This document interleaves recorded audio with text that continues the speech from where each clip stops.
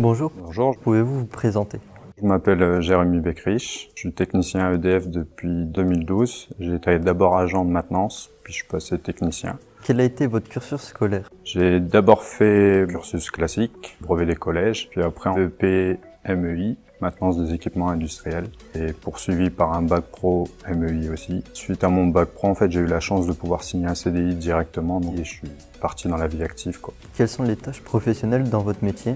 Je suis dédié en fait à ce qu'on appelle les équipes d'intervention réactive. Le matin, je vais en réunion avec la conduite, ceux qui, entre guillemets, pilotent la tranche. Ils ont une liste de DT, demande de travail. En fait, on parle des problèmes qu'ils ont. Mon rôle, en fait, moi, c'est d'affiner les diagnostics, de faire les dépannages, on va dire courts, qui durent 1 à 2 journées, monter les dossiers, faire les demandes de régime. Pouvez-vous décrire votre environnement de travail? En fait, c'est un environnement classique industriel, à part la partie zone contrôlée où il y a un risque supplémentaire, mais sinon c'est comme toute industrie. Quels sont les dangers ou les risques dans votre métier? Les risques classiques que tu trouves dans les industries comme à Solac partout autour, le risque anoxie, donc privation d'oxygène, le risque ATEX, atmosphère explosif, le risque radiologique qu'on a en plus que les autres industries. Après tous les autres risques, les risques de chute, électrisation, électrocution, tout ce qui est écrasement et compagnie. Le seul risque qu'on a en plus que les industries aux alentours, risque radiologique en fait. Mais il est dans un bâtiment en fait, dans un secteur. Par exemple là, il n'y a pas de risque radiologique. Quel niveau d'études faut-il pour faire ce métier? Il y a des BEP, des bacs pro, mais principalement c'est des niveaux BTS. Quelles compétences peut-on acquérir avec ce métier? Ce qu'il y a de bien à EDF en fait, de très bien même, tu as énormément de formations à ta disponibilité. Par exemple, moi j'ai fait les formations de diesel, où j'ai pu apprendre sur les diesels. Il y a les formations sur les pompes. En fait, il y a des formations sur tous les domaines où tu vas devoir intervenir. En fait, tu as des formations qui sont appropriées à ton système. Tu apprends énormément en fait à EDF. On a un site budget où il y a toutes les maquettes. Par exemple, il y a un diesel où tu démontes le diesel, où tu fais des essais, où tu apprends réellement à démonter la machine sans avoir un risque pour l'installation. Parce que nous, nos machines, elles sont sur l'installation, elles sont données à l'installation.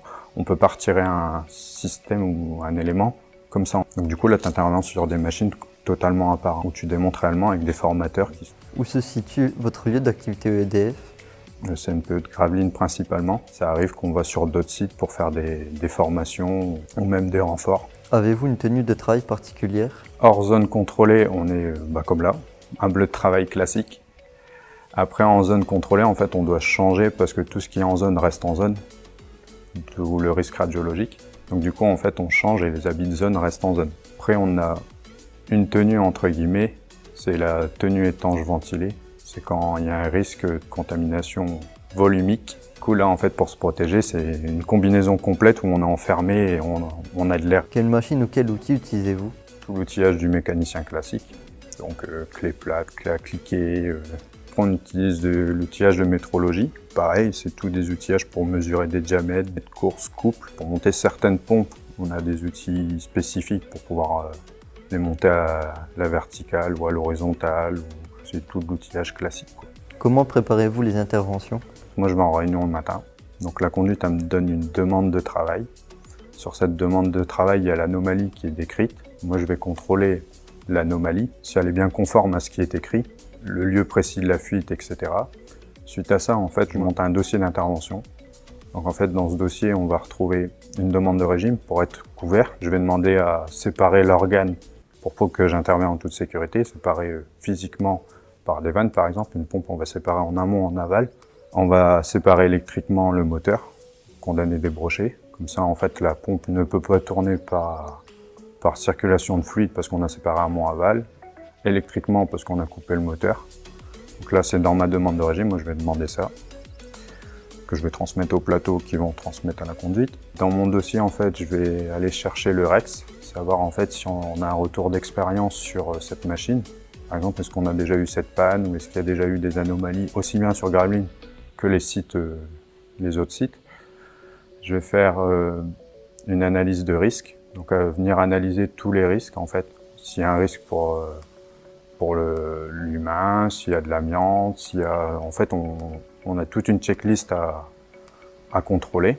Donc en fait, c'est là où on va voir tous les parades qu'on va devoir mettre en place pour les risques. Avec mon régime, Il y a ce qu'on appelle une GAI, c'est une grille d'attitude interrogative. Donc là, pareil, on va se poser la question, est-ce qu'on a un risque pour la sûreté nucléaire? Est-ce qu'on a un risque, encore une fois, pour la sécurité? Risque pour l'environnement? Un risque d'agression externe et compagnie? Donc on a toute une checklist, encore une fois, à lister. Suite à ça, après, je vais aller chercher les gammes qui correspondent à mon intervention. Je vais rattacher tout ça à mon dossier et après, j'imprime mon dossier.